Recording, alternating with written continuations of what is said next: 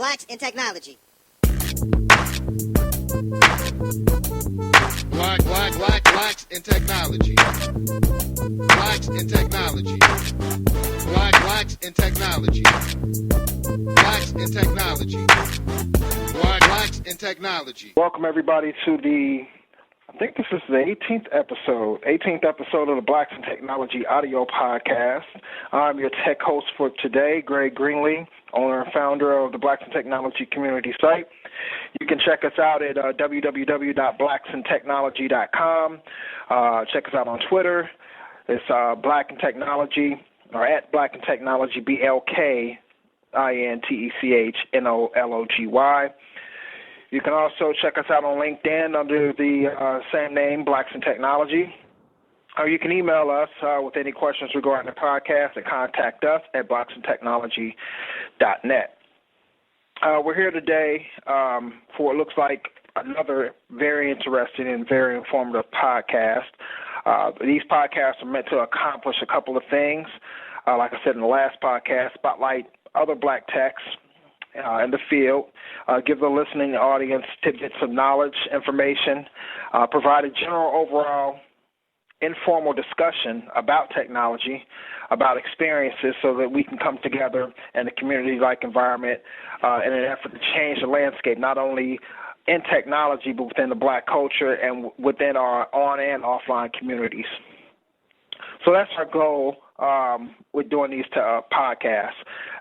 So I want to start off, I want to introduce our guests for today's show, Thaddeus Howze, a.k.a. Evan Storm. That's his Twitter handle, at Evan Storm. That's EBONSTORM. So I want to introduce Thaddeus and welcome to the show. Glad to have you on. It's been a while. I actually wanted to get you on a lot sooner, but scheduling conflicts and things like that. But I'm glad to have you on now. Well, thank you for having me on. Come on your show today. I appreciate the shout out. Don't worry about the timing. It's people have work, people have schedules. I do understand. Yeah, definitely. So just to give our audience a little background information on you, Thaddeus is a tech guru, pretty much. Over 25 years of experience in the IT field, expert in business, IT development, digital design, educational, in the educational technology market. He's worked as a network administrator, as an IT instructor, IT manager, CIO, and VP of IT at JFK University, and is currently working as a small business consultant. He's also an author, writes for several blogs, including A Matter of Scale, San Francisco IT Examiner, Media WaveFront, and you also write science fiction, correct? That is correct. I'm finishing my first collection of shorts, the 25 short stories called Hayward's Reach. It'll be done probably in October, and I'll be finishing my first novel, it's actually done. It just now needs to be edited, and editing takes as long as writing. So that'll be done in February if I get in time for Black History Month. So it'll be a black hero, and it'll be the hero's black, and the galaxy is not filled with superhuman or with humans conquering the galaxy. Humans have to make a living like everybody else, and it'll be a change of pace from the standard space opera. So I'm hoping to have that out in February in time for Black History Month, and we can come back to that. So yeah, definitely, because I definitely want to hear more about it. And I've actually read a few of your short stories, so I do want to let the audience know that I think you're a great writer with excellent detail in your writing, technical detail too. I actually read some of it. What's that website again? The Black Black Science Fiction Society. Yeah, Black Science Fiction the BlackScienceFictionSociety.com. They're a group of black writers who have gotten together and decided they wanted to, since the industry doesn't really treat us very well, they decided they were going to treat themselves better and put themselves out there, and so that's what they're doing. Great. Actually, what's funny is a gentleman who actually runs the site is actually a cousin of mine. And really? Yeah, kind of found that out through when I joined the site. He kind of looked at my last name, and he was like, are you part of this, such and such? I'm like, yeah. And he's like, yeah, those are my cousins. I'm like, wow. So pretty interesting. You're also a Blog Talk radio host. You do podcasts there. You're on a few Blog Talk radio shows, WaveFront, which is a science and technology podcast, Afterthoughts, which is more of a social commentary, and you're a co-host on that. You discussed empowerment or youth empowerment concepts. Thaddeus is also an amateur astronomer, works with the online SETI program, and he holds a black belt in karate. So this guy's not to be messed with. You do a lot. Get around, I'm an old guy, and I got a lot of time to study. So, and I like to study, and I traveled a lot. So I made it a point to study everywhere I went, and every time I had a chance to learn something or do something, I did it. I'm a believer in that lifelong learning thing, which, of course, now everyone wants to sell you as an opportunity to get ahead. But you know what? That's always been the opportunity to get ahead. If you wanted to be somebody, you had to not just go to school, because going to school is nice, but it doesn't do anything for you after a couple of years. It's what you learn after that matters. That's interesting. I'm an advocate for lifelong learning, continuing to learn, continuing to grow, and change and do stuff. I see. You have a long list of accomplishments, man. So that's great. Well, I just always learn this stuff. Okay. All right. So being that you you write science fiction, you write about heroes and things like that. So I'm guessing you're a huge comic fan. Once upon a time, I was one of the hugest comics fans. I still probably have 10,000 of them sitting in a warehouse right now trying to figure out what to do with them. Holy moly. You can always send them to me. So I had always been, since I was a little kid. I think my first exposure to comics was a neighbor of mine who he grew up, he had his own library in his home, but he didn't have any kids. And so he felt like he wanted to be able to let somebody see these things because they were just sitting there. So he basically started a little after-school program, and he would have the kids come up, and if we were careful, we could read his comics, and under the supervision of other adults, blah, blah, blah, blah, blah. But we read comics, and I have to tell you, reading comics was probably the best thing that ever happened to me because I didn't have... Why was that? Because I didn't have a great home life, but my home life was not a good thing. It was a struggle. I had parents who were substance abusers, and so they had their own issues, so they were not good role models. And, it was a struggle for us to find good role models, any of my siblings, and it shows in how we ended up growing up. So comics for me were an opportunity to see, or at least deal with the idealized versions of what good and evil were, and what kinds of choices one could make presented with bad circumstances. Could you make better choices? And that's what basically the heroic myth is about. Can you make better choices given, whatever information you know, can you do better? So for me, comics gave me the opportunity to see this writ large and see this with iconic heroes, and to realize that this was more than just a struggle between good and evil. This was a struggle for every individual to have to make. And so for me, comics really changed my life because I think at the time I was poised for evil. I grew up in a bad neighborhood. I grew up in the 60s and the early 70s, where when I grew up, the neighborhood I lived in was called Hell's Kitchen. It was called Hell's Kitchen because it was kind of violent there. And destructive, and the people were into drugs and crime. And so I could have very easily, like half of my cousins, gone off and did crime, but I didn't because I believed in a higher morality. And most of that higher morality came, strangely enough, from comic books. That's very interesting. A lot of people, they kind of write off comic books as just, some kid thing. I even have discussions with my wife, and the first thing she wants to do is go and sell my comic books. And I always tell her, like, if you sit down and actually read, and the dialogue that goes on in comic books, these are like, they deal with real life struggles and real life issues, and not to be dismissed as, just some kid thing. Yep. And the thing, well, my wife had the same problem initially, so I turned her on to some of the Vertigo books, the dark fantasy kinds of books. I turned her on to some of the French comics. She wasn't big on superheroes, so I turned her into some of the French comics by Mobius and the Metabarons and stuff like that. And she really liked those because they weren't just about superheroes. They were strange and different and beautiful and fantastic. And then the Metabarons is just fantastic. They, this guy didn't pull any handles on that. He just went all the way out, and I loved it. And it's one of those things that, when I think about my own writing, I want my own work to have that same kind of grand scope and scale. And so for me, the Metabarons is one of my quintessential comics. Even though I grew up reading Superman, Batman, all those guys, and I still love them. Yeah.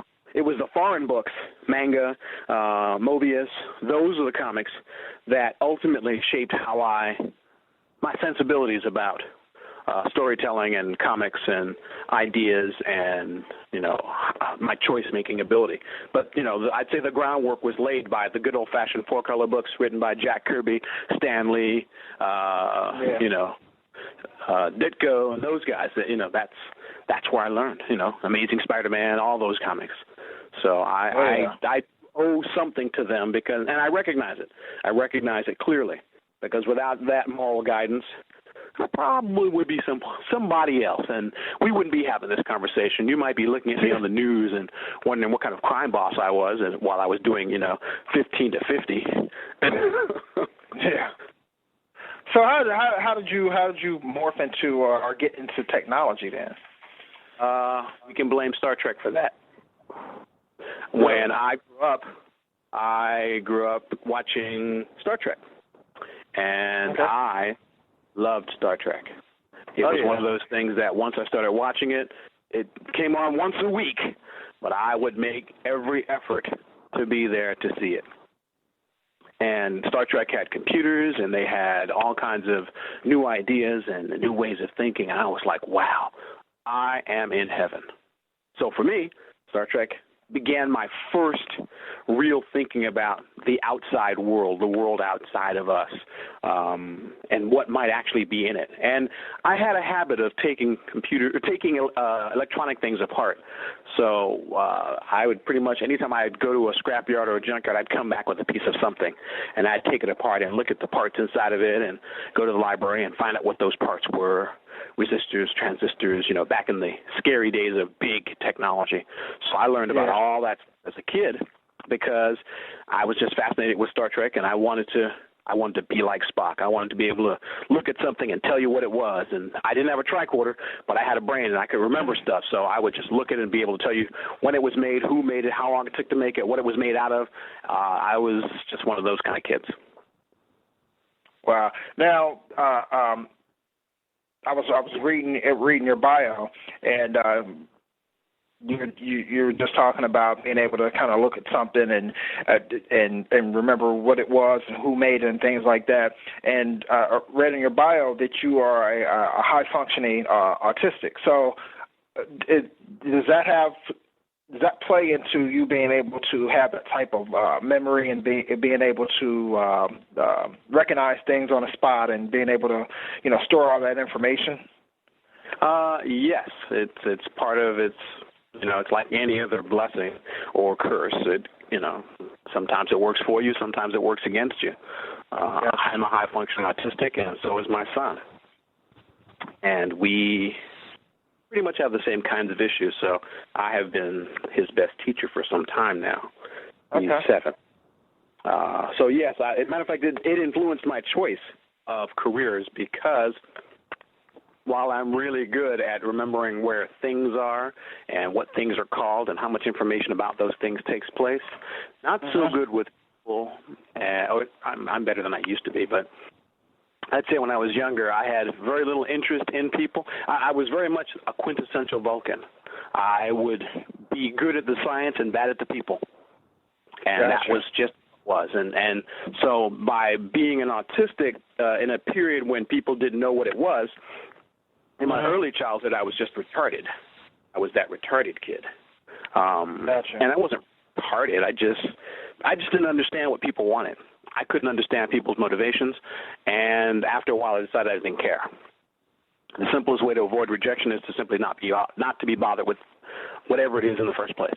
So I spent most of my time learning and analyzing and staying away from people. So it influenced my choice because when I was looking through the occupational handbook when I got out of the military, I realized I needed a career, and the only careers I had were the stuff I learned in the military or the stuff I was going to acquire in the real world. And most of what I learned in the military besides technology wasn't very useful. So I ended up back with technology again. Okay. And I've had some pretty interesting discussions with you. We discussed some things over the phone last week. And it really, during that discussion, I was really able to see how well you were able to analyze situations as opposed to just looking at things on the surface. We're going to get into that when we talk about cloud computing, but I just want to set the premise for how your mind kind of works. I'm an analyst by nature, dude. That's what I do. Gotcha. Since I wasn't big on people back then, I basically tried to spend, once I realized that technology was never going to be the problem for me. If there's a technology, I can learn it. My problem was always going to be the people. So then I set to solving the people problem the same way I would solve any technology problem, by gathering information about people till I knew people like I knew machines, and understanding the fundamental hardware, the fundamental software, understanding the fundamental choices, the methodologies, the thinking. And so once I started learning people that way, I started having less trouble with them. And after that, it was a matter of just taking the experiences that I had, understanding them, framing them, and then putting them in the right context. And I started doing better with people because I could make I had a better opportunity to understand them. It doesn't mean I was always right. No, very often I would make a mistake based on my own assumptions of what I thought people would do versus what they did. Yeah. But I think that regular people do that too. So I don't see me having made any mistakes that regular people don't make very often. And I would always learn from my mistakes. So if I made a mistake once, I almost never made it again. Gotcha. Now, tell me, you're an expert in business IT development. Yes, Can you explain to our listeners exactly what business IT development is, what it entails? Everybody wants to make BIT, Business IT, sound really mysterious. But Business IT is the IT of making businesses functional quickly, easily, transparently, so that when a business says they want to accomplish a goal, they need a certain fundamental technology in today's world to survive. BIT, Business IT, is about making fundamental technologies for businesses available and transparent to use. Then on top of that is, once you've decided what they're going to use for technology, developing that idea toward a logical, sustainable, affordable, upgradable, scalable engine of development, so that people buy the technology they need, they buy it once, they buy it right, they buy the right technology, and then as their needs evolve or their needs develop, we continue to make it so they can do that with as little frustration and as cost effectively as possible. Okay, that's a nice overview of business IT development. How did you acquire those? Was it just, did you take any type of business IT development courses at school, or was this just through, because you were able to analyze things very well in IT, you were able to kind of take, that business side of it too and just kind of merge the two, or? Well, for me, when I learned logistics in the military is the greatest mover of stuff anywhere on the planet. You want something moved, you pretty much don't have a choice but to use the military because they understand the moving of stuff better than pretty much anybody, maybe except for large mega construction companies. So I learned moving, logistics, concepts of scalability and things like that in the military because we had to move millions of units of things all over the planet. And I was in the Navy, so that's what we did. We moved militaries from place to place. So I learned a lot of that kind of thinking first in the military, And then when I got out, I went to work for a university. I worked in their IT department as basically a lab rat, cleaning and toting and moving and fixing. So I got to see the underbelly of how university IT works. From there, I left there and I went to work for a big corporation. And I started at the bottom of that corporation's IT department. So my experience in watching IT development was basically from the bottom up. And I worked my way from the lowly guy in the punch-down closet to actually being the senior network administrator for that bank. But I learned it over probably 8 years and thousands of hours of work. We used to put in very long days, an average of 12 hours a day. The bank was a Dravidian bank corporation, a big, large, evil bank corporation, and they basically had offices all over the planet, and they were always doing something, and they were always needing new ways of doing stuff, and they were always pushing the envelope. And that way I respected them. They were always trying to find a new, better, cheaper way to do a thing. Many of the things they were doing were questionable, but that wasn't my job. My job was to make them able to do it, not question whether they should be doing it. Gotcha. At least in the beginning. When I was young, I tried not to let my personal views interfere with my occupational ones. Okay. Nowadays, they're completely different, but we'll talk about that later. But that's basically, I learned much of what I know from doing. I've taken a few courses here and there on, I learned to be a programmer in school. I took database management, and I took an occasional MIS course if it was something I needed. But I would say college was not the place that I learned IT, at least not until I was teaching IT many years later. When I was teaching IT, I learned more for myself, by myself, because I was teaching it to other people. So that was different. But there was no real coursework, I say, that I took. You know, I took the A+, I took the CCNA, took the CCNP, but none of those things in my mind were truly transformative. The thing that transformed me was the experience of learning it and doing it. There's no substitute for experience. I mean, no matter what people tell you, you can take all the exams in the world, it will not make you a better IT person. Sitting in a closet with the answer needing to be found and 12 hours left to find it in, that's when you discover what you're made of. I agree. Certifications, they look good on resumes, but they don't help if you are in a situation and you can't find or don't know the answer to how to solve that problem. Certifications with a perfect environment. So when you're doing a certification, what you're dealing with is a testing environment where everything is perfect. You know the answer because it was designed perfectly. So listen when I say that. It was designed perfectly, meaning someone knew what they were doing when they set up the parameters for your test. Now imagine, if you will, you go into an environment where the knowledge that's working in that environment is imperfect, meaning the people who were doing the work did not know enough.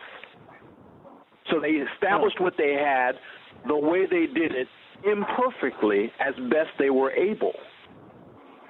Does that mean that it was the right way? No. It means it was as best as they were able. So when you come to that environment with your test-based experience, one of the things that you don't have is a perfect environment from which to base your assumptions on. So experience tells you to ignore all your assumptions. They're nice. Theoretically, they would work. But in practice, most of them have no value whatsoever. And you learn to throw them away and go in there and test everything.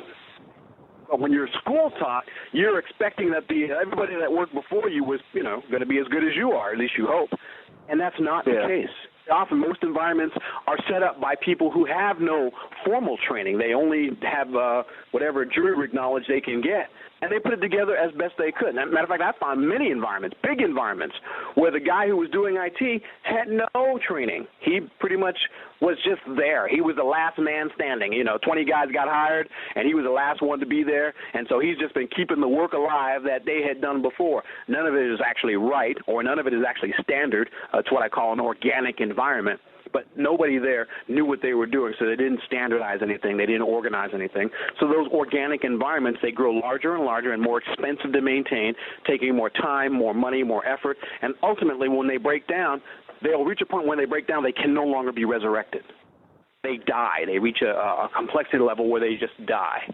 And that's one of the reasons that Business IT's mission is to standardize as much technology as possible so that you can reduce the number of places where something can be wrong. That's interesting.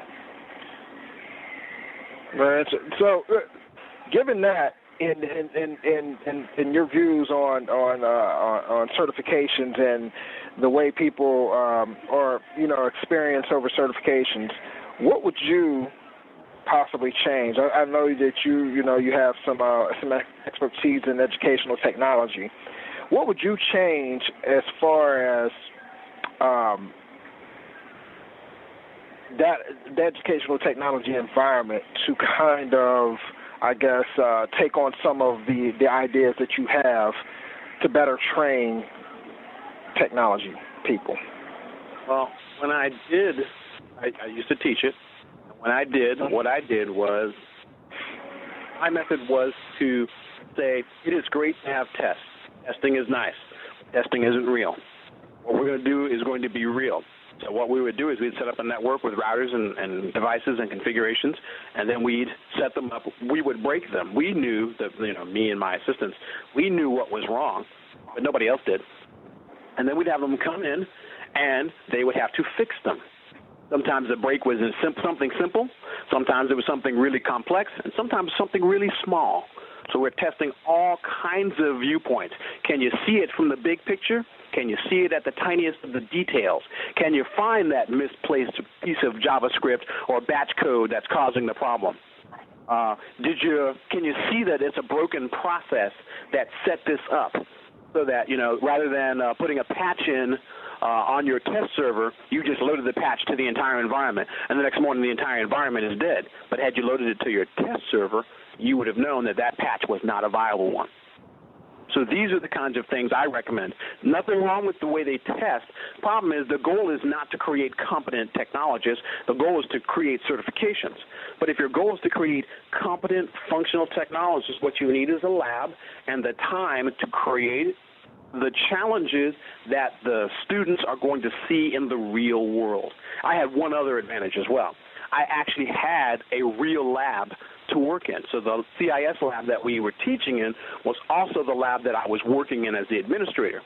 So I could take students who wanted to, get extra credit or who wanted to learn new things. I could bring them into the lab and say, hey, this is a living environment. This living environment has lots of living challenges, and if you're interested, you can participate with me here. In the beginning, I pay you nothing because you don't know anything. But if you stay a while, I'll eventually give you a salary. So many of them actually did come to work for me.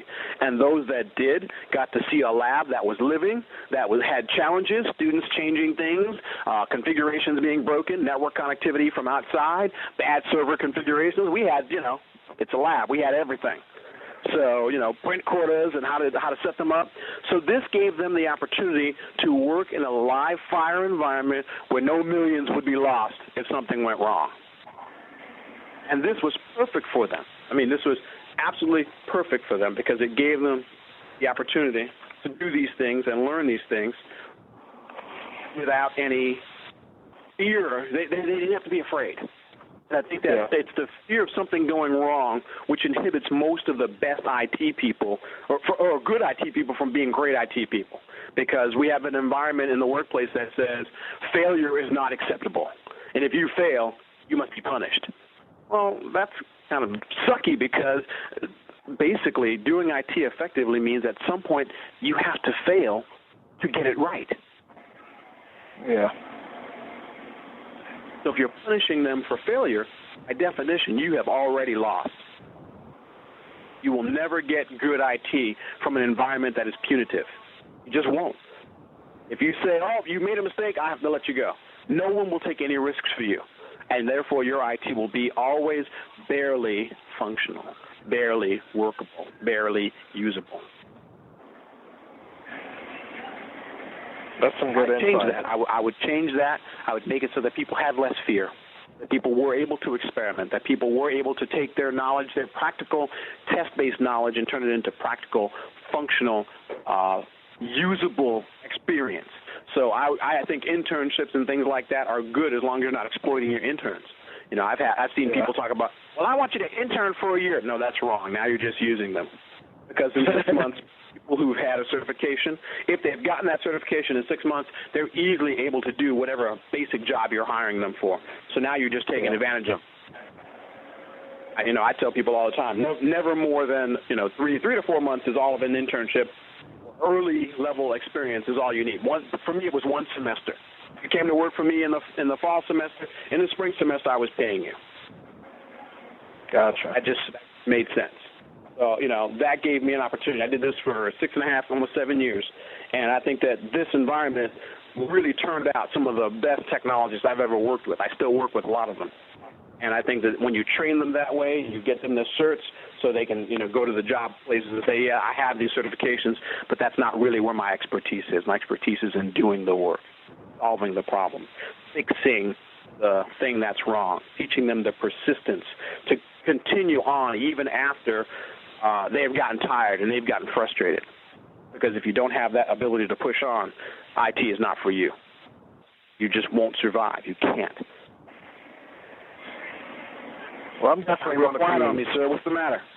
No, I'm listening. You made a lot of good points. A lot of people, me and Ronnie, we kind of always, make that argument of having a lab, a home lab, and anytime I hear, somebody talking about, I want to break into IT, how do I do it, blah, blah, blah, and one of the first things I ask is, do you have a lab? Do you have a home lab?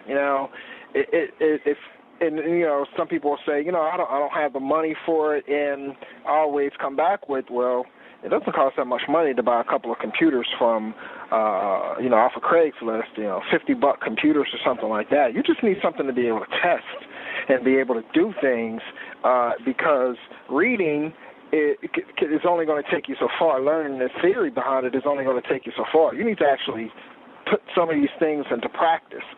So if you talk about money and you're saying I don't have the money, this is an investment in yourself and in your career. So that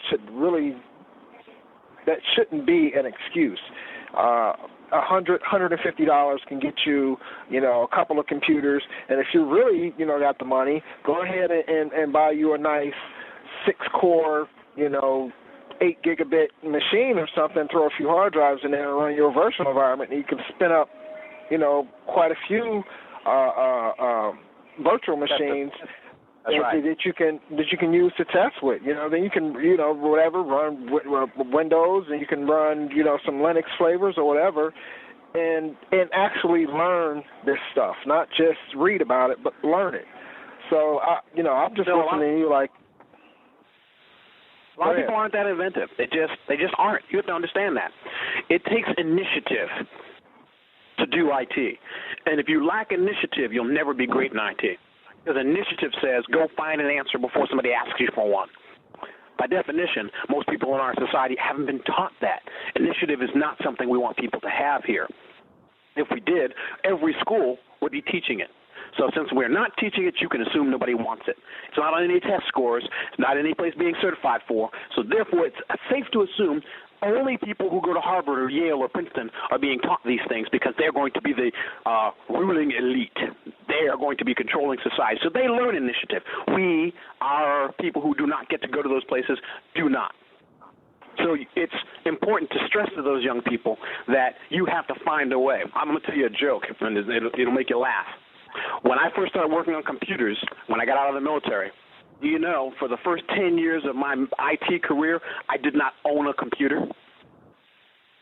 Wow, really? Not own one. However, because I realized I couldn't afford one, they were very expensive back then. So what I did instead was I spent all my free time in the lab. And what I did was I trained people, or I convinced the people who ran the lab to give me access to the technology if I would clean the lab. So I cleaned the lab, and when I was off duty, I could come to the lab and learn anything I wanted. And that was how I offset the fact that I did not have a computer for the first 10 years of IT. Wow. But I lived in the computer labs of Berkeley, and I lived in the computer labs of Laney, and any place else that would let me into their computer labs. So I learned IT by helping students, fixing stuff, basically working for free because there was no money in it. But those are the experiences that worked best for me and that serve me best now. Gotcha. Nowadays, I got great computers sitting in my house now. Now I've got 3, 4, 5. I got 5 or 6 sitting here on my floor. So it's a completely different world today. But I think that the end result is still the same. If you want to know, and someone says to you, you can buy a server on Craigslist for $50 or $100, you can do that. You can get it home. And you can, and for me, I tell you, I've got a lot of equipment. I used to do a lot of salvage. I go to places that are getting rid of blocks and say, hey, what are you going to do with these? Oh, they're going to a warehouse. Really? What do I have to do to get one of these? We don't do that. Well, who's your boss? Okay. I go to that person's boss. Who's your boss? And I keep going to the food chain until I reach someone who's too busy to give a damn. And they'll go, okay, fill out this paperwork, take it away. And that's how I got some of my very first PCs. Nice. I just harassed that they told me to go away. And nowadays, that's actually a pretty good way for people who are trying to get PCs for small labs and boys and girls clubs and school, after-school programs. That's a great way to get companies to give you PCs. Go to their companies who are using them or making them. They usually have warehouses full of them just sitting there taking up space, waiting to be destroyed. Oh, yeah. I got a friend who he works at GE, doing a lot of installing, systems and things like that. He says pretty frequently he's just hauling away skids full of HP servers, rack mountable servers, just hauling them away. Yep. That's a shame too, because it's a lot of computing power that could be doing something for somebody. Oh, yeah. Corporations don't protect that computing power because they've always had access to it.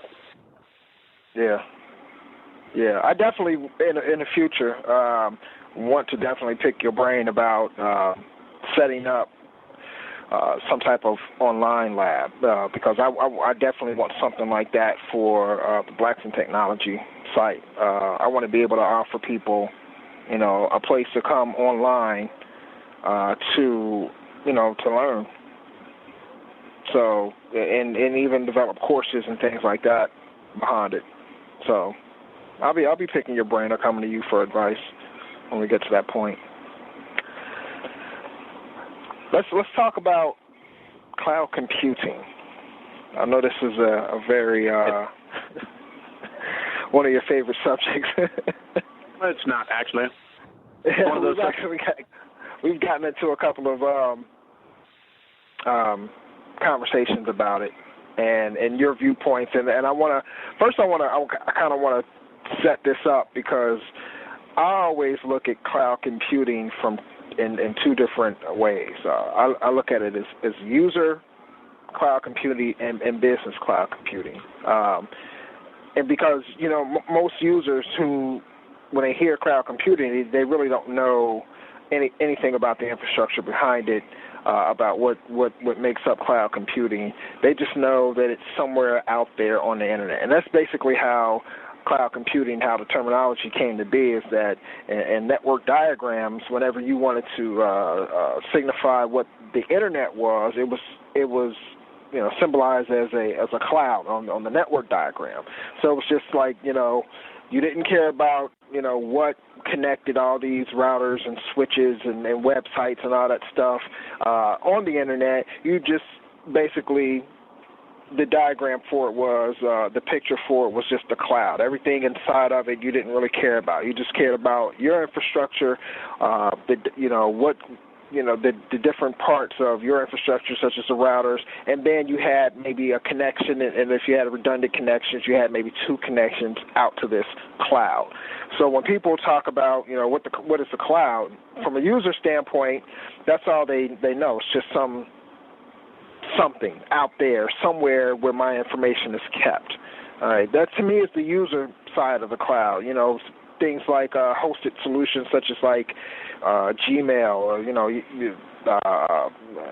Google Apps or something like that. It's just the stuff is out there. You can access it anywhere at any time. That's the cloud, or some of these music sites like Spotify. Oh yeah, it's out on the cloud, and that's what it is. But they really have no idea on what's behind that. So that's where I make the distinction between user cloud and business cloud. And the business cloud is the companies that actually set up the infrastructure and run these cloud environments, and that has the storage components behind it, it has the computing resources behind it, it has the network resources behind it. So I always like to make that distinction. And me and you, we actually got into a conversation about the good and the bad and the ugly about cloud computing. And me being a person who works for a service provider that actually offers public cloud, services, I liked hearing your view on it because I'm kind of like, on the good side of it, pretty much. Like, hey, the cloud is great. It can, allow companies to do this. It can allow smaller companies to, compete with larger companies, blah, blah, blah, blah, blah. Pretty much, the whole cloud is great for you rhetoric. So I want you to tell the audience what your take on it is, because we had a really, really interesting discussion about this last week, and it kind of made me look at it as totally different. We were talking about, you were saying some stuff about, it could be used to kind of commoditize the entire internet. So let's talk about that. All right. If you haven't been listening, I'm not a Luddite. I do know about technology. I know a lot about it. And a lot of people will say that I'm some kind of regressive, repressive, non-technology person because I do not like the cloud. Do not get it twisted. I like the cloud just fine. I like technology a lot. As we were saying earlier, when I write, I try to write my technology so it's as convincing and as believable and as useful and as problematic as real technology is. The problem I have with the cloud is this. It is being sold as a mature technology, and it is not. Not because it isn't good, but because it isn't ready. We have a society built around technology that is maintained at a only fix it as needed, break fix kind of mentality. So our electrical grid, for example, is in break fix mode. So when it breaks, until it breaks, we don't spend any money on it. When it breaks, of course, it's catastrophic, and then we have to run around trying to fix it. And meanwhile, people sit for, like they are right now, weeks without power. That is a terrible way to do technology. It is a terrible way to set people up for technology. So let's say that we fast forward 25 years into the future, and everyone has given up their personal PC. I'll still be at home with my personal PCs that I'm building on my own or some other way of having one. If I'm scavenging them out of wherever, I'll have a PC. But the rest of you will have given up your PCs. You are now using a terminal. You have a keyboard, a mouse, or a microphone. You may not even have a keyboard. You may no longer even have a mouse. But your interface to the network will be such that you will be connected to a giant, vast network of networks. That hyper network will be consisting of your portable devices. It'll consist of your cell phones. It'll consist of any other kind of communication system device that you use to connect to the net. If we haven't upgraded our electrical grid, if we haven't upgraded the internet control protocols, you stand vulnerable to lose access to your technology that you're using it for.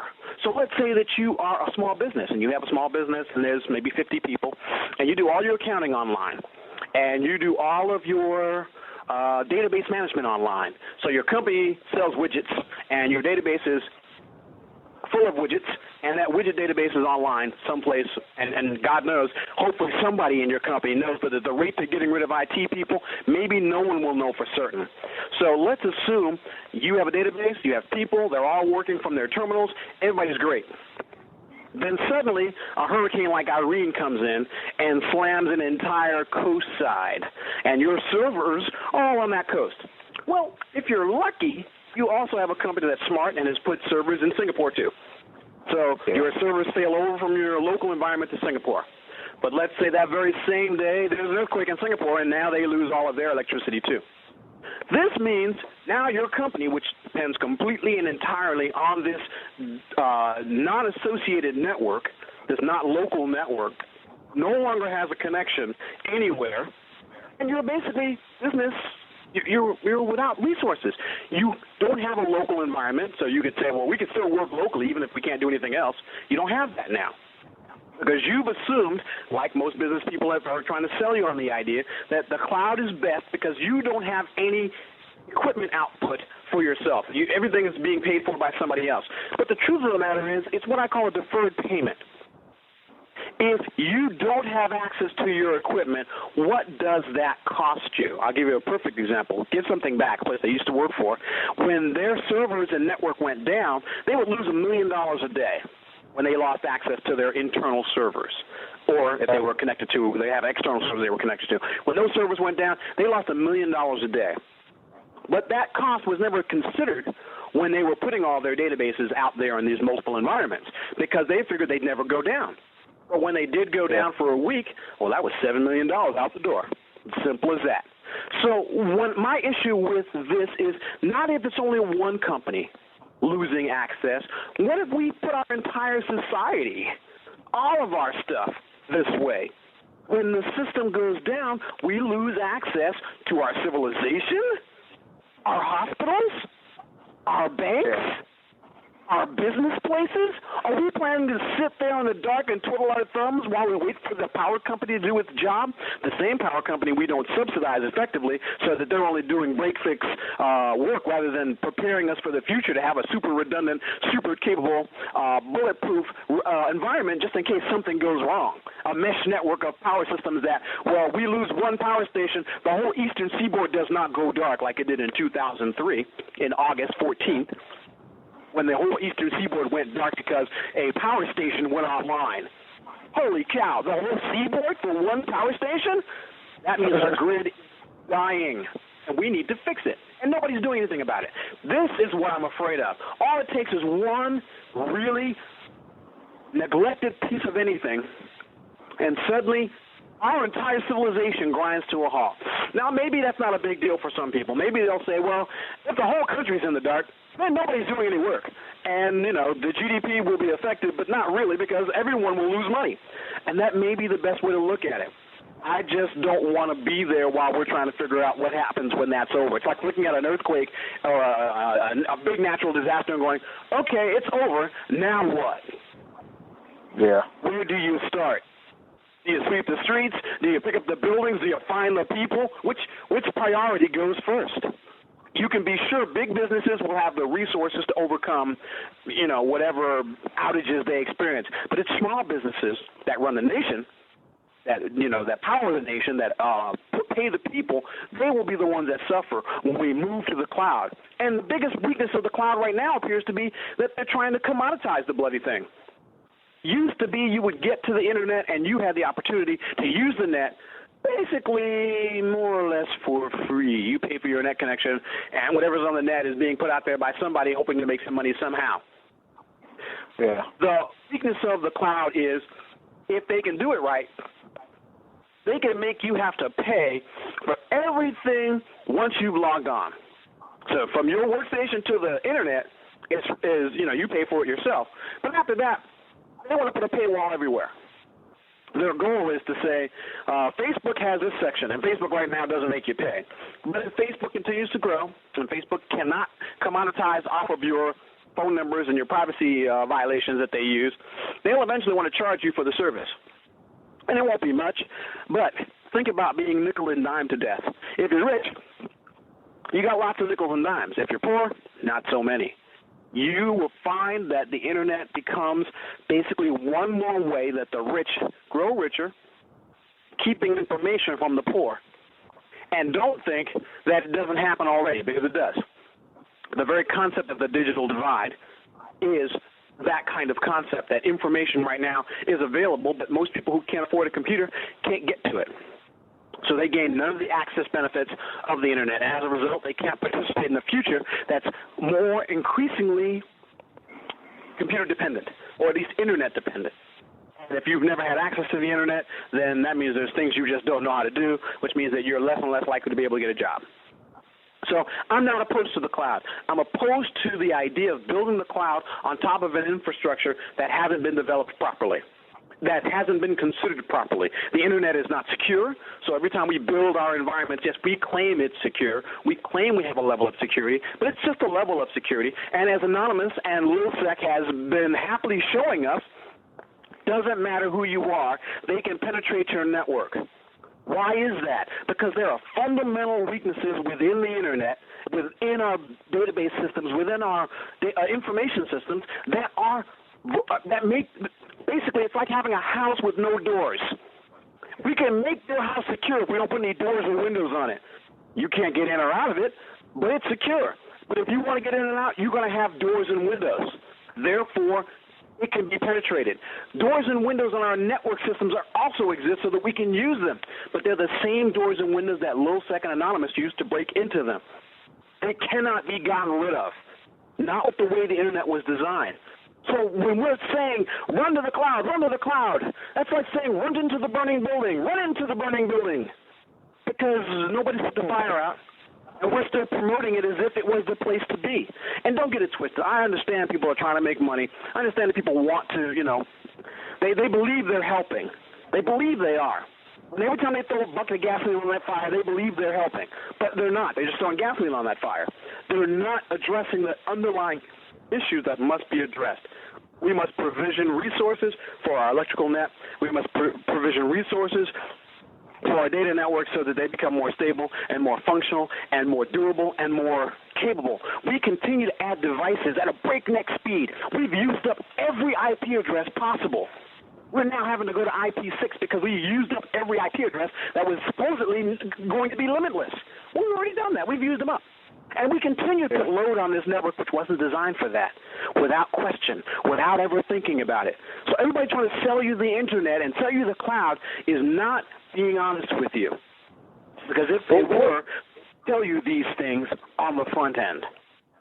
What do you say to people who, service providers such as myself, who work for service providers, that it's just as risky as you putting your own equipment in your, for instance, I've heard the analogy used that, what would you rather have your money, under your bed or in a bank?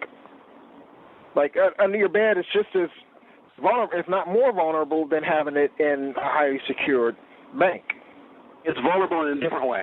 Everything is vulnerable. There are vulnerabilities in every protocol. It's vulnerable whether it's under your bed. It's vulnerable whether it's in your bank. Every protocol has different vulnerabilities. My issue is, in the example that I gave you a moment ago, what happens if think of the Fukushima nuclear reactor issue. What if your data center was down the street from that nuclear reactor? Do you know you could never get back to that building ever? Because that area is now highly radioactive and will kill you when you try to get to it. Which means if that's the only copy of your data, you will never see it again. Are we prepared to handle environment issues like that? No, we're not. We're not set up like that at all. In my mind, if a business was really trying to be responsible, they would have 3 environments. They'd have a data environment inside of their place where they work. Then they'd replicate that data to a data center someplace else, and they'd replicate that data to someplace else at a different time, in a different part of the world, so that if a disaster happens, for me to lose my business, I got to destroy 3/4 of the planet. I got to blow up where I'm standing. I got to blow up the coastline on the other side of the country. Then I got to blow up another country someplace else, and it's all got to happen at the same time. So if that happens, I'm pretty sure I'm not going to be worried about business anymore. Okay? If something destroys all 3 time zones, I'm confident the Earth is ending, and making money will no longer be a problem for me because we won't need it.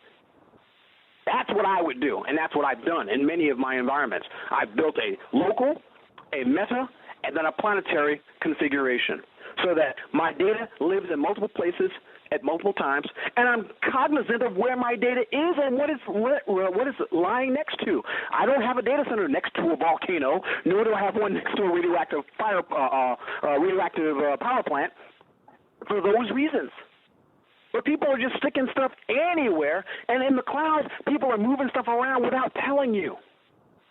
So your data might start in this one place, but then the company gets bought up and they move it someplace else, and then that company gets bought up and it moves someplace else, and they neglect to mention it to you because it's in the cloud. It doesn't matter to you, theoretically, but it does, and they're not telling you.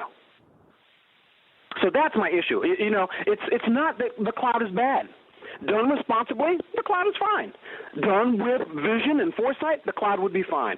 Done with practical, experienced, honest, and expensive protocols, the cloud would be fine. The problem is that if you do the cloud the way you should, it doesn't save you any money.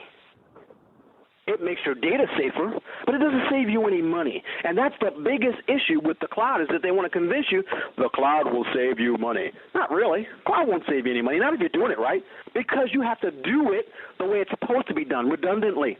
And nobody backs up their data. This is why 50% of the companies that either get hacked or get their doors blown down or some natural disaster happens, they go out of business because they don't back up their data. This is a standard fact and has been a fact for at least 25 years. Yeah. So I'm not opposed to the cloud, honest. I know people think I am, but I'm not. All I want people to do is to look at a bigger picture than the immediate I feel good about myself. It would be the same as if you were sitting in your apartment someplace in the middle of a war zone and you were playing the Xbox. You're having a great time. Meanwhile, outside your building, people are being blown to bits. But you're okay, because as long as you have electricity, you're playing your Xbox.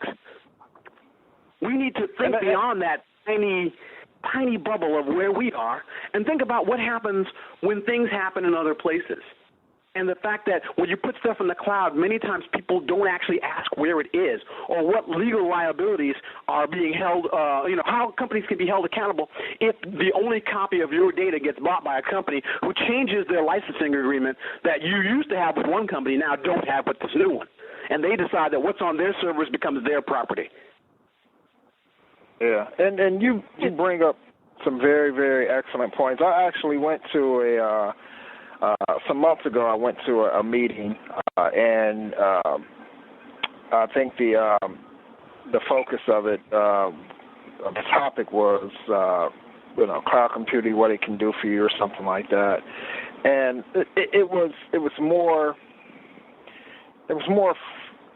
user cloud based type stuff, as opposed to what I think should be taught or what I think should be displayed, which is more of the infrastructure side of it, so that people who are involved in business decisions or involved in network administration or systems administration know what to look for when trying to choose a cloud service provider. Know what type of questions to ask, and you actually brought up a lot of good points as far as does this cloud provider back up the data, and if they do, what do they back it up to? Do they have multiple availability zones? What type of a SAN environment is used to house their virtual their virtual disk? Is it a clustered solution? Is it what SAN that if like one head unit goes out or something like that, the entire SAN is down, which means your cloud is down? I mean, these are the type of things. Instead, some of these talks give you the fluffy side of it, which I'm more of a tech guy, and maybe some of that is fine for some people who don't want to get into the technology. But this is something to me that they need to know, and the things that you're talking about is something that people need to hear. They need to know what's involved when you get into the cloud, what type of questions you need to be asking, what type of things you need to be looking into as far as the service provider, as far as their infrastructure, and what type of complications can arise if they don't have these things in place. Well, my friend, it sounds like you have a book ready to be written. Where's your book at?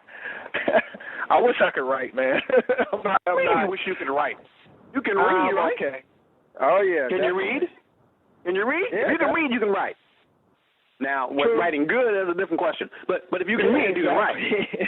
So what you just said there, we break it down and set it up so that you could make a book for people to ask those questions that people don't want to ask. Okay, or don't know that they should ask. I mean, that's really the issue. They don't even know that they should ask these questions when they start making their ascent to the cloud, or whether they should even make an ascent to the cloud, or whether they should, everyone's in. Who was that? Oh God, it was the guy at CNET was saying the age of the PC is done. PCs are finished. This is a post-PC world. And I really wanted to send him an email saying, you know what, you should shut up now. You're the same guy walking around talking about the end of the world is nigh. Repent. You're that guy.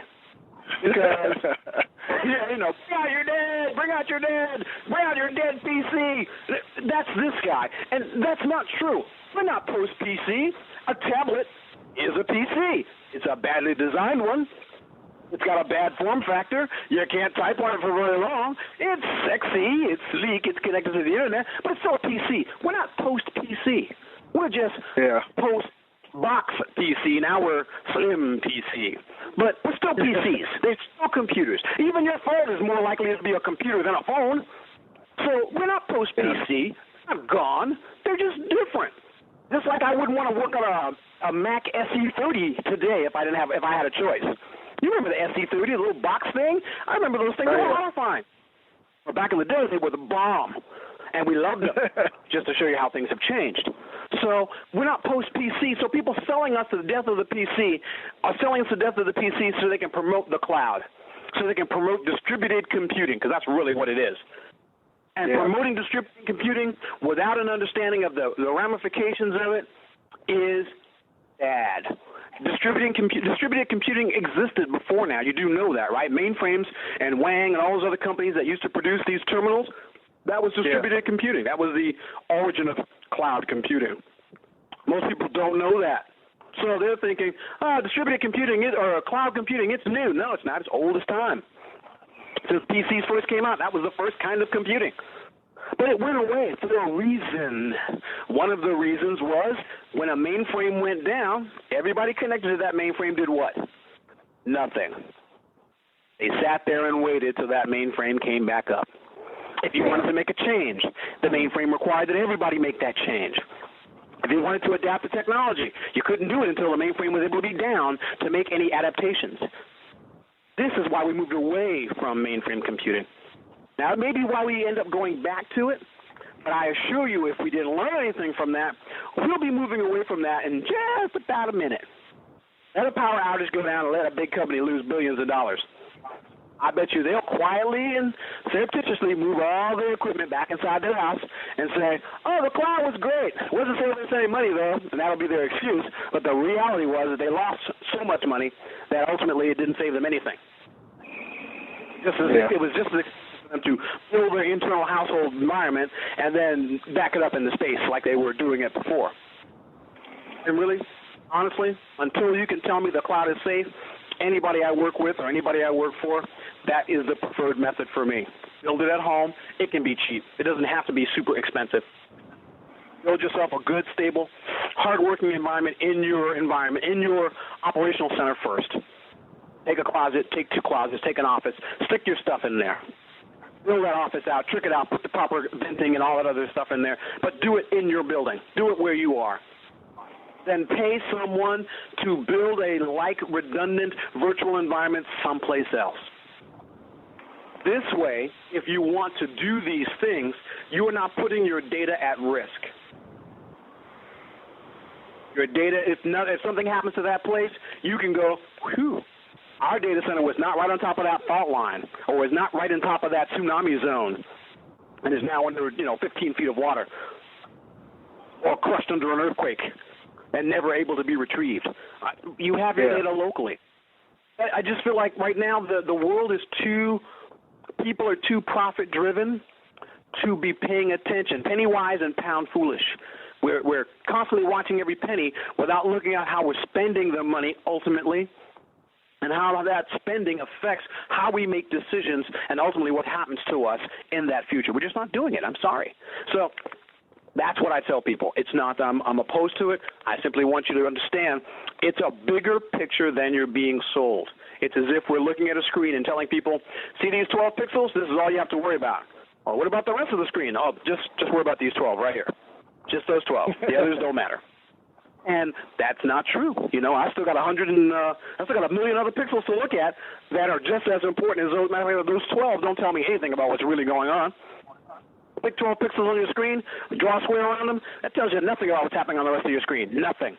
And that's how we sell cloud computing, as this glorious pie-in-the-sky, blue sky thing that can never go wrong. It's always great. I know you've heard it. I know you've gone to these conferences, and that's how it's sold. But that's not reality. Definitely. And I've seen ramifications of people, you know, buying into it as well. Just with the Amazon debacle that they had, a lot of the businesses that pretty much lost their data or, you know, were down for days, and some businesses weren't affected because they were able to, you know, have other solutions or their data in another availability zone. But a lot of the people in there were pretty much down, and they were losing money, they were losing business, and you know, that's something. Also, as well, you know, maybe the service providers maybe can do a better job at is, you know, which Amazon, they pretty much don't really care. They give it to you. They give you the infrastructure and say, go at it. You know, they don't go through, you know, help you do the due diligence on the cloud at all. They basically say, you know, we have all these extra resources. We're going to offer them to you for a fee. Boom, you go at it. As opposed to maybe, you know, saying, hey, this is fine, but maybe you want to have your stuff in another availability zone, or, you know, you might want to have this in place instead, just in case something goes wrong. They don't want people to think that something is going to go wrong, so they don't say anything. So that's my view, or what I've witnessed. When dealing with some of the bigger name, you know, cloud computing service providers. So. Yep, that's exactly right. Man, this has been a very, very interesting, very good, and very informative podcast, man. I'm glad you were able to come on. What else do you want to talk about? Anything? What are you working on currently, IT-wise, life-wise? I know you were talking about your novel. I spend the bulk of my time when I'm not doing IT projects. My IT projects are boring because basically I'm making people safe. So, you know, they're nothing exciting. It's not like I'm doing anything that is causing anyone to lose any sleep. For me, it's boring. And don't get it wrong. Making people's equipment run well is never boring to me. To me, making their equipment run well is what I'm in business for. But it's rare that I see anything I haven't seen before. So, it's nice. It's good to do. But for the most part, it's the same thing I've always done. So for me, I don't get my excitement from work anymore. I love doing it. I do a good job. Nowadays, the bulk of my excitement comes from helping my son. My son is autistic, and he's struggling with his autism.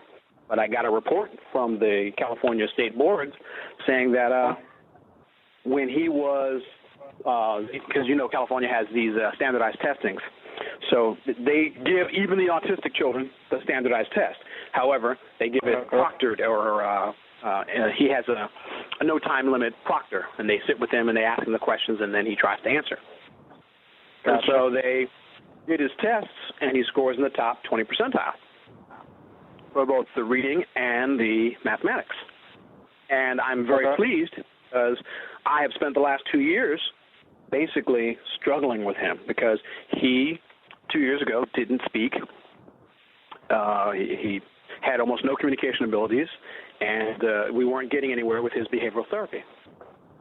So it became a full-time thing that I did whenever I wasn't working. And it's safe to say now he's exploding. He's talking. He's acting almost like just a regular little boy. He even gives me a little sass every now and then. And so that 2 years was well spent. When he says some of the things he says now, we are just tickled I am tickled pink. He said to me the other day, I said, I need you to go feed the cats, because that's one of his jobs. He has jobs like every other kid. So one of his jobs is to feed the cats. So he has to go in the back, open the canister, put the food in the bowl, make sure the cats come and eat, and then he can close it up. So I said, okay, it's time to feed the cats. Go in the back and feed the cats. He says, yes, sir, Captain Daddy, right away. And I fell out laughing because I'd never heard him say that before. Wow. I don't know where he picked it from. Don't know where he picked it up from, but he said it contextually. He said it accurately, and he put together a series of apparently random thoughts that were actually correct. And I was like, wow, where did that come from? And and so it was just, my wife and I, we were just laughing. We just laughed for about 5 minutes. I mean, when he wasn't looking. And it was just too funny. So he does these things now, more and more spontaneous. So, this year my goal is to work on his math so I can bring his math skills up. I mean, they're evidently better than I thought they were, but I think we could focus on them even harder and make it more of a dedicated kind of thing. But I know that what I've been using is a lot of computer interaction with him. I use video games. I use YouTube. I use flash games. All of these things build his hand-eye coordination. They build his processing power. They help him deal with prioritizing, and he learns how to do these things from watching me do them. After I do them, he can learn them, and after he learns them, he adapts them. So he's learning, growing, and adapting. These are the things that we want our kids to be able to do. But he's been doing it faster and faster, and I've been really impressed by his speed of growth and development. And I'm really tickled by just the things that he's able to do now. And we've always known he's had a great memory. He has a great technology lust. So, whenever there's access to any access to any technology, he wants to be able to sit down and do something. So we know where he gets that from, probably from me. He's also a great singer. He sings well, gets that from his mother. He has a great ear for music, and we're even considering putting him into piano lessons because he has a great aptitude for hearing and repeating what he hears. Wow. He has a good pitch. So it's been, I'd say that is the work that I've been most focused in and most proud of when I wasn't writing. I have enjoyed writing far more than I ever thought I would. I've basically been a writer my whole life. I just didn't get paid to write creatively. I wrote tech journals and things for the military and intelligence reports, and got out and, I've written proposals and grants and stuff like that. So I've been writing most of my life, but creative writing was never something I got a lot of time to do because I was always working. I've almost always had two jobs, so finding the time to write really wasn't there.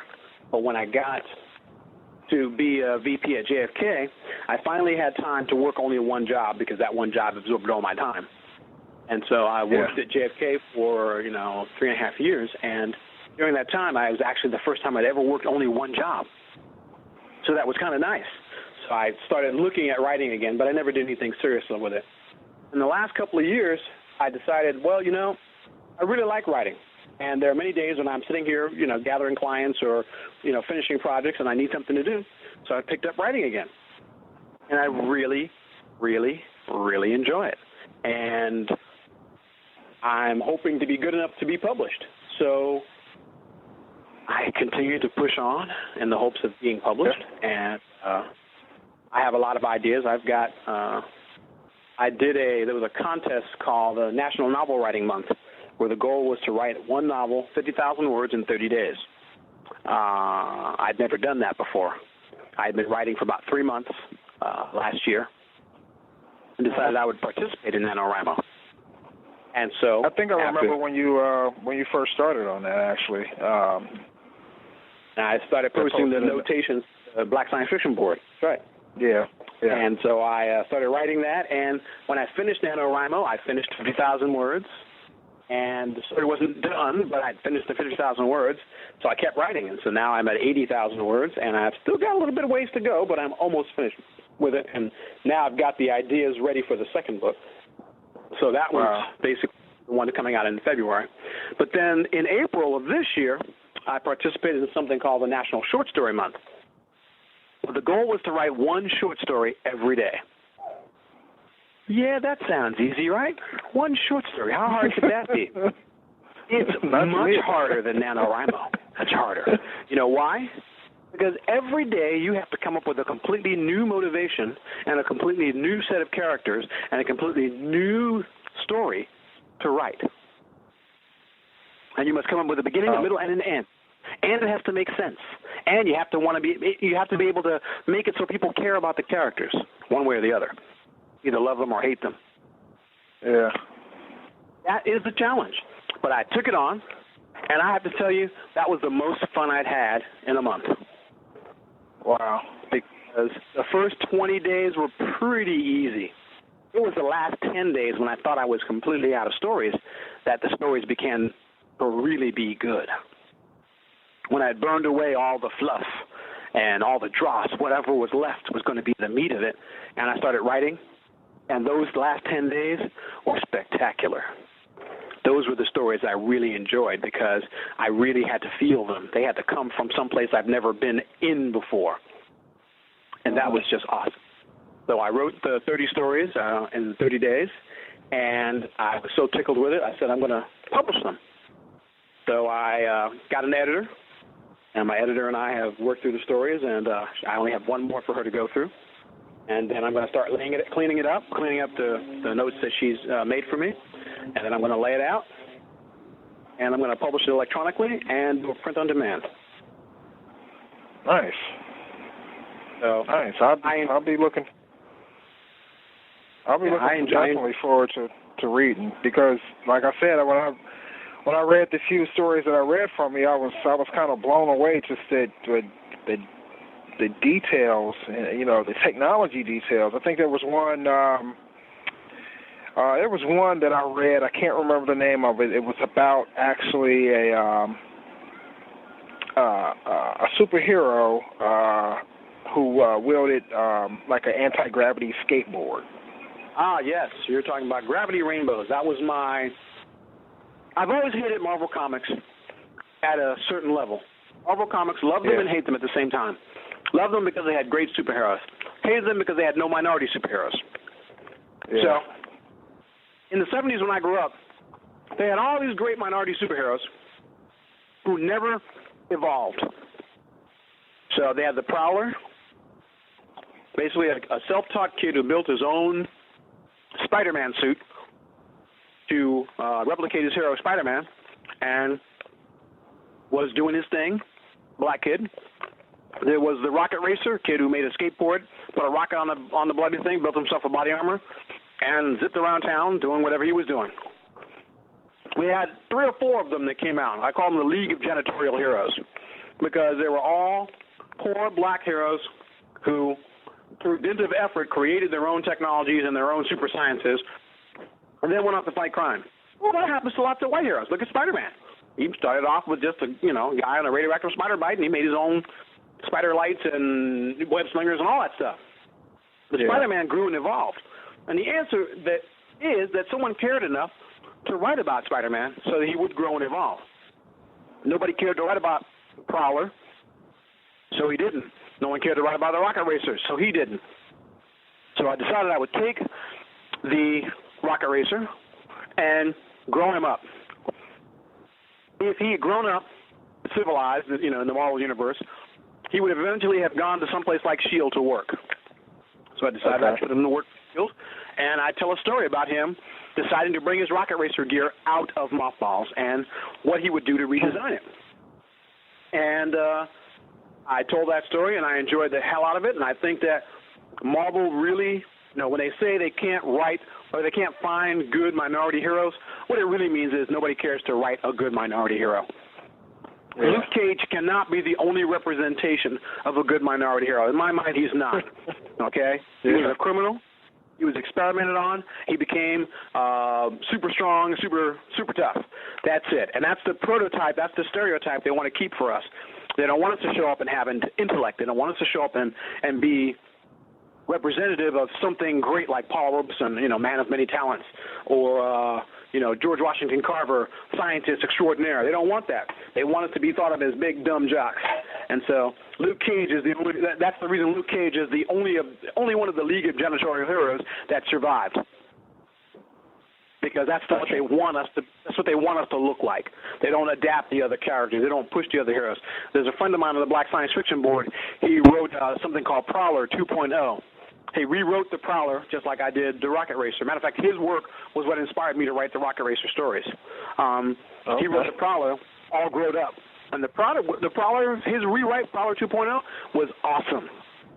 Easily as good as anything I've ever seen anywhere else. So the reason minority heroes don't grow and evolve is because nobody's taking the time or making the effort to do so. They could, they just don't. So I was very pleased when I read his work, and that's what inspired me to write those stories. The only problem with writing Marvel's heroes or writing anybody else's heroes but my own is you can't do anything with them. They're theirs. So what I said was, I wrote that story to prove that I could. That's why I wrote it. To prove that I could, to prove that I was able to do it. I wanted to do it. I did it. I wrote the story. I caught the characters. I caught their essence. I made a believable, controllable, understandable story that did everything it was supposed to do, and I was really pleased with it. And so even though Marvel does nothing with the character, what it really tells me is if I want to write my own superheroes, I could do that. And so I started doing that. So I started writing my own heroes, and I haven't stopped. Since I started writing, I am compelled to write just about every day. I write pretty much once a day, every day, and I have a service I use called 750 Words, and what it does is it tracks 750words.com. It's basically a writing site. You go there, you write, and it tracks your writing, and it tells you how you're doing. And the goal is to write 750 words every day. If you write 750 words, that's 3 pages. So if you got a novel of 300 pages, you do 3 pages a day, it takes you 100 days. You could write a novel in 100 days if you were so inclined. And so I use this site to my progress. And what I discover is that on the average month, I write 70% of of every month. 70% of that month I write. Some months I write the whole month, every day. But usually life gets in the way, or I come home tired one night and it's like, I just don't have the wherewithal to do it. But since I started writing on that site, I've got 340,000 words, and I started writing there last December. That's amazing. So I enjoy it. It's been great. I've got 60 or so short stories that I've written, and as well as chapters of books that I've got. And I really like writing, and I want more of us to write our stories, because I feel like if we did, we would have more opportunities, because right now I see a lot of people writing, and HarperCollins and companies like those are promoting those people. They're not necessarily very good, but because they get promoted, they get seen. Because they get seen, they get paid. Yeah. And we need to figure out a way to do our own writing that gets us paid. And the only way you're going to be able to do that is to start writing. And I believe that writing is like any other craft. The more you do it, the better you get at it. And I've learned that just from doing it for this last year. I basically put in a day, every day, 70% of the time I write. And that has given me a much fresher look at writing, as far as how to do it, why to do it, what to do with it, and confidence to write. Even if I'm not quite sure of the story, I know that when I sit down to write, I have an idea of what I'm looking for. And that gives me the strength to keep pushing on, even when I'm not sure if what I'm writing is going to be right or it's going to even resonate with anybody. But I write for me now, and I'm better at it because I write for me versus trying to write to the market, because the market doesn't know what it wants. That much we figured out. It varies from day to day, and, what they say they want today, they don't want tomorrow. So it's just as well that we don't even bother with trying to write to them. You just write for yourself, and, eventually you'll show up right if you're doing it. Well, you should write if you want to. Yeah,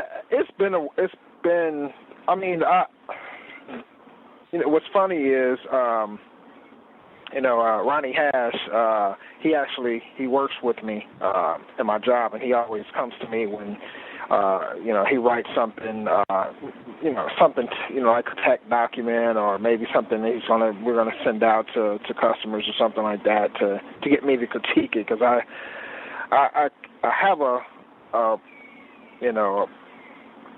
way of being able to go through and look at stuff and say, no, change this. This sounds better. This is that. This is that. Because I actually grew up writing. I actually went to the School for Creative Performing Arts for creative writing, but this was back in 6th, 7th grade, years and years ago. And it's like you said, it's something that if you do often, you become better at. But if you don't do it, then you end up losing it. And I still have that in me, but I don't do it enough to to really make anything of it. So I like if I come across a blog or something like that, or in a response, I like to write put my comment there and kind of word it to where I think it sounds great, or maybe write a short blog or something like that related to technology. But other than that, I really don't write that much. But I want to take this time out to make an announcement that I pretty much, me and you have been in contact for quite some time, and I want everybody to know that once the new site is up, you're going to be one of the contributing writers on the site. We're going to have columns geared towards different aspects of technology, whether it's development, whether it's somewhat network administration, whether it's something about open source, whether it's a combination of business IT and or business and IT. And I actually talked to you and a few other members, and you guys have agreed to write for the site, write a column. So it's definitely going to be a great thing for you to get you on the site and get a lot of your opinions and your thoughts and on technology. So I can't wait till it's done. Well, you're working on it. I'm sure you'll get it done. Yeah, it's coming. Slowly but surely. Well, Thaddeus, man, I want to go ahead. I'm sorry. Anything worth doing takes time. You know that. Oh yeah. I would definitely want to thank you for coming on the podcast, man. This has been a great podcast. Great talking with you. Great, information. And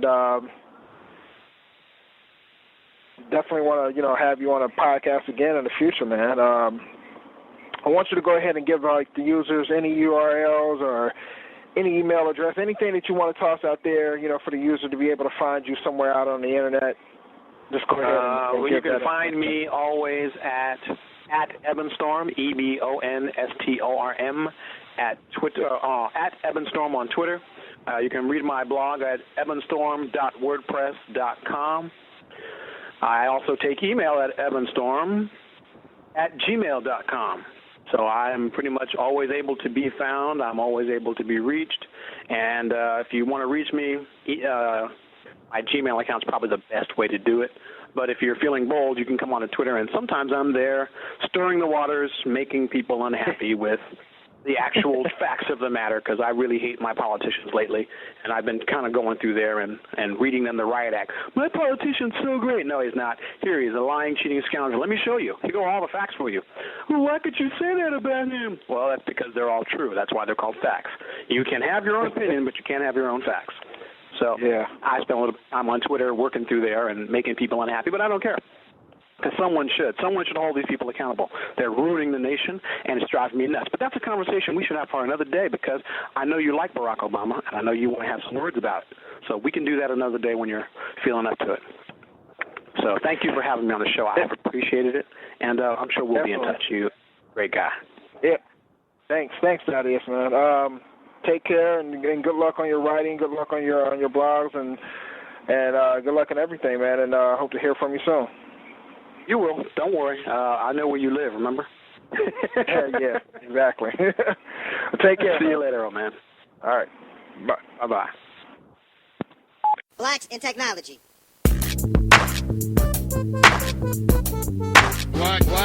Blacks in technology. Blacks in technology. Blacks in technology. Blacks in technology.